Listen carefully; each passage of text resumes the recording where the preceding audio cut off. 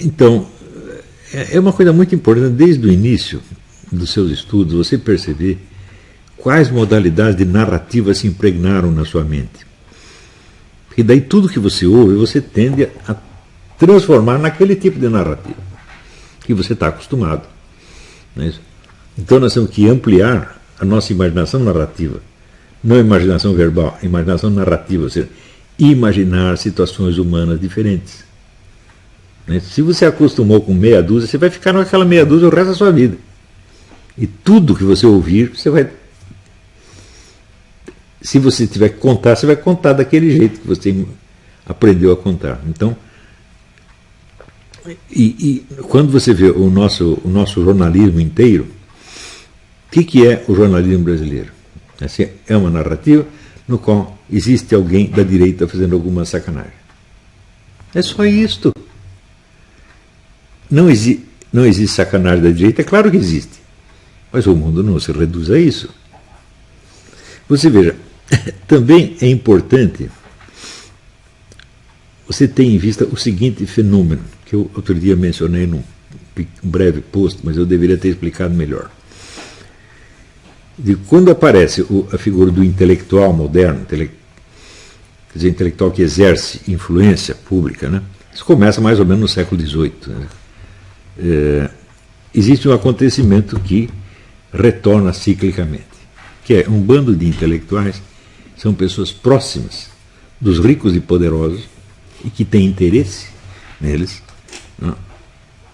Impõe uma uniformidade de pensamento, uma uniformidade de narrativa, uma uniformidade de linguagem, sufocando os espíritos verdadeiramente criadores, os talentos verdadeiros, que então não encontram audiência ou mesmo não conseguem se explicar mais, tá certo? Ou não conseguem publicar, ou que, se for no caso do cinema, não conseguem produzir seus filmes. Eu estava lendo a história do Erich von Stroheim. Erich von Stroheim foi um gênio fantástico do cinema. É um dos que podemos considerar mesmo criadores da linguagem cinematográfica. Né? Só que o Stroheim era um artista de verdade. Ele estava interessado na vida humana, na percepção das realidades profundas e na expressão daquilo que ele, na profundidade da sua alma, ele percebia. E em volta dele só tinha dois tipos de pessoas: o que estavam interessados em fazer dinheiro e o que estavam interessados em fazer propaganda política para chegar ao poder. Esses são dois tipos, vamos dizer, de grupos que sufocam a criatividade. Então, nos últimos 30 anos da sua vida, o Erich von Stroheim não conseguiu fazer nenhum filme. Ele só conseguia trabalhar como ator. Claro, que era um ator monstro de ator. Né? Então, ele, quando morreu, foi muito celebrado, mas só como ator. Ninguém se lembrava dos filmes dele.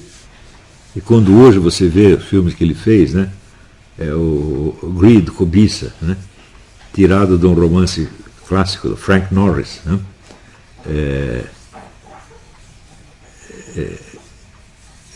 o filme começa assim, tem um personagem chamado McTeague, que trabalha numa mina, né, e o McTeague está empurrando um vagão e ele vê um passarinho caído no trilho. Ele para o carrinho, pega o passarinho, faz carinho no passarinho, dá um beijinho no passarinho. Né? Daí ele vai mostrar o passarinho para um colega dele. Né? O colega dá um tapa no passarinho, o passarinho sai voando. Daí o McTeague pega o colega e joga a montanha abaixo, assim, paf! Você já pega, na cena inicial você já percebeu o personagem, que é um contraste, ele é bom e mau ao mesmo tempo. Né? Na primeira, você já, então, e o filme mudo, não tem diálogo, não tem nada.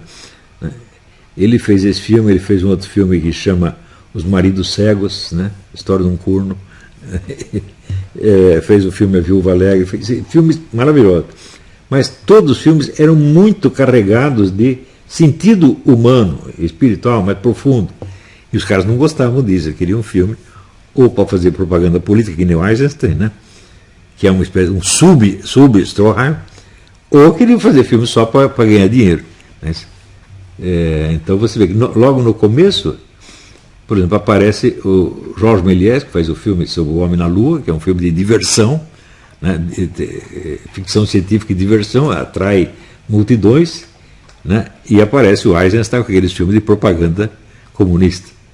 E esses dois estilos ganharam o campo. E o Stroheim ficou, né, que era um homem que fazia o filme do conteúdo humano verdadeiro, né, ficou ali no meio, exprimido entre esses dois, e logo acabou o espaço dele. E ele, quando morreu, né, ele chegou a ganhar até a Legião de Honra, a Legião d'Honneur da França, mas como ator, né. Se vocês veem o filme estrelado por ele, tem um filme do Billy Wilder, que chama Sunset Boulevard. É o filme de uma atriz louca que domina um roteirista, escraviza o roteirista, desempenhado, né? Os dois atores são fantásticos, mas tem o Erich von Stroheim, que faz o chofer da Madame. O chofer é melhor do que a Madame. Não, um ator fantástico, mas morreu evidentemente frustrado, não conseguia fazer mais filme. E isso aconteceu com muita gente. Não é isso? E você pega no cinema, existem vários gênios efetivos no cinema, mas não são tão celebrados quanto outros que ou entraram no negócio do sucesso comercial ou entraram no sucesso político. Né? Então, se você pegar, por exemplo, Robert Bresson, não era nenhuma coisa nem outra. Né? E Robert Bresson fez um filme que é O Condenado à Morte Escapou, que é um filme que tem um personagem único. E a história toda é essa aí, quer dizer, o cara que está preso numa prisão nazista e que tramando para inventar um jeito de escapar. Né? Dá a impressão que você vai dormir durante o filme, mas você não consegue desgrudar os olhos da tela.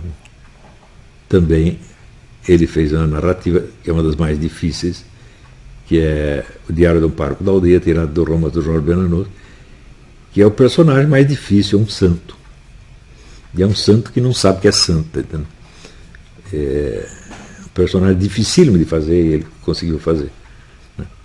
Também, quando você vê, por exemplo, os primeiros filmes do Roberto Rossellini, como Roma, Cidade Aberta, em que ele inventa a narrativa rápida, onde os acontecimentos se sucedem uns aos outros, né? Que hoje em dia todo mundo sabe fazer, né? E você vê como ele fez e fez. Não fez para fazer propaganda política, nem para fazer dinheiro, mas fez porque aquilo era realmente o conteúdo da sua consciência. Então, aí que vocês vão perceber o que é o verdadeiro cinema, o que é o falso.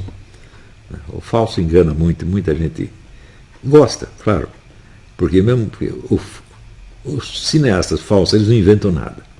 Eles pegam os recursos que os outros inventaram e copiam e adaptam às suas finalidades. Né? Então, tem gente de monte fazendo isso. Tá certo? Então, você aprender a distinguir as narrativas que são verdadeiras das que são falsas é fundamental não só na sua cultura, mas na sua vida, gente. Porque é assim que você aprende também a distinguir em quem você deve confiar e em quem não deve confiar. Isso aqui eu tenho um critério, eu sempre confio, sempre. Mas por quê? Porque todo mundo merece confiança? Não. É porque só você confiando no cara que você fica sabendo se ele está com treta ou não. Se você desconfia, você se defende. Né? Então você vive fugindo.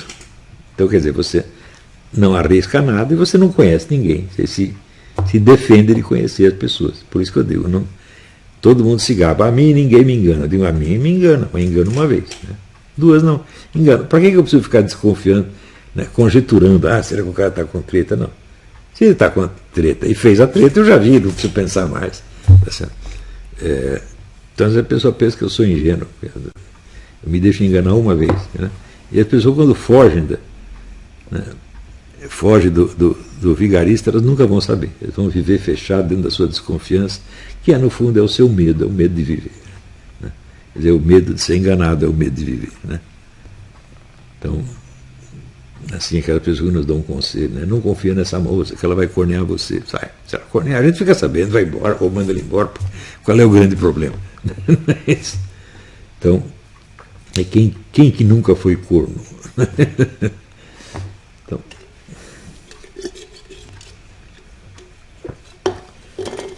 Então, você apreender essas formas de o que é a narrativa autêntica, verdadeira, humana, e o que é apenas a cópia de procedimentos narrativos já criados anteriormente. Isso precisa aprender, gente. Não é isso? Então, o cinema é uma arte mais ou menos recente, mas o número de gênios que apareceu assim em poucas décadas é um negócio assombroso. Isso não aconteceu em arte nenhuma. Mas no cinema apareceu logo 50, 60 gênios fantásticos. Né?